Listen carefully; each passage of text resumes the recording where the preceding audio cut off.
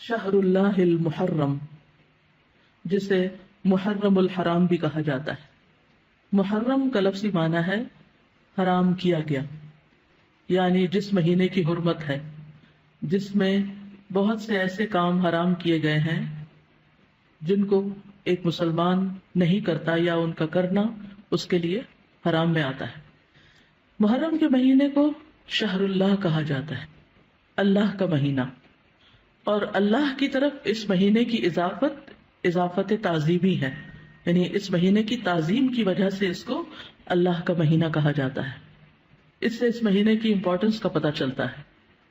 صحیح مسلم کی روایت میں آتا ہے، ابو ہریرہ رضی اللہ عنہ سے روایت ہے کہ رسول اللہ صلی اللہ علیہ وسلم نے فرمایا، رمضان کے بعد سب سے افضل روزے اللہ کے مہینے محرم کے ہیں۔ تو گویا اس مہینے کی بھی خاص عبادت پھر کیا ہوئی؟ روزے۔ عشر ذی الحجہ میں تو پہلے 9 دن کے روزے تھے، لیکن اس میں پورے مہینے میں سے جب بھی آپ چاہیں روزے رکھ سکتے ہیں۔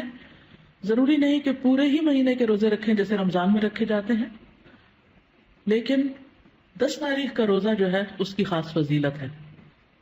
محرم الحرام کی ایک اہمیت کی وجہ یہ بھی ہے کہ یہ ہجری سال کا پہلا مہینہ ہے، تو یہ مہینہ عظمت اور برکت والا ہے اور حرمت والا ہے۔ حسن بصری کہتے ہیں کہ بے شک اللہ نے سال کی ابتدا بھی حرمت والے مہینے سے کی اور اس کا اختتام بھی حرمت والے مہینے سے کیا، یعنی آغاز بھی حرمت سے، اختتام بھی حرمت پر۔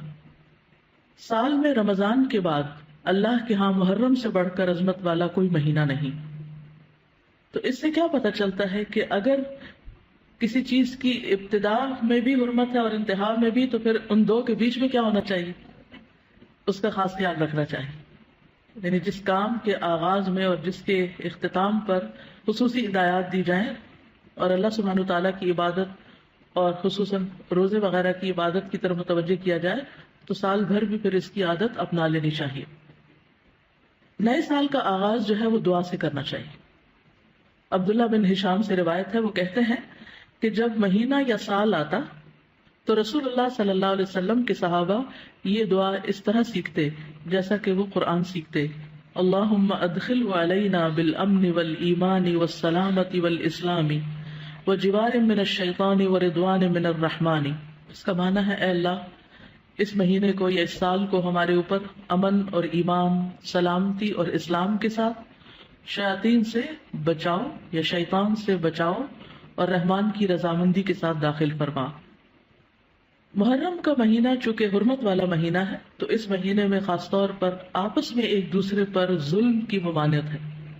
قرآن مجید میں آتا ہے، ان عدۃ الشہور عند اللہ 12 شہرا فی کتاب اللہ یوم خلق السماوات والارض منها 4 حرم ذلک الدین القیم فلا تظلموا فیہن انفسکم۔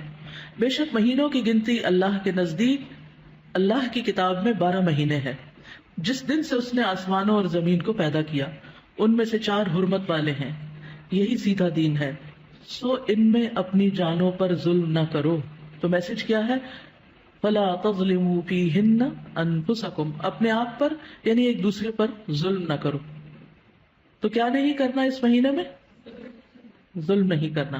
ظلم کی کون سی شکلیں ہوتی ہیں؟ ظلم ہوتا ہے کسی کو اس کے حق سے محروم کرنا، کسی کا حق چھیننا، کسی کا حق مارنا۔ اس کا یہ مطلب نہیں کہ باقی مہینوں میں ظلم کر سکتے ہیں، اس کا مطلب یہ ہے کہ دوسرے مہینوں کی بنسبت ان حرمت والے مہینوں میں ظلم بہت بڑا گناہ اور بوجھ ہے، اگرچہ ظلم ہر حال میں بہت بڑا گناہ ہے، مگر اللہ جس کام کے گناہ کو چاہے بڑھا دے، جیسا کہ اللہ جس کام کے اجر کو چاہے بڑھا دے۔ یعنی وہی نماز ہوتی ہے، وہی صدقہ خیرات ہوتا ہے، لیکن عشرہ ذی الحجہ میں کیا ہوتا ہے؟ اس کا اجر کئی گنا بڑھ جاتا ہے۔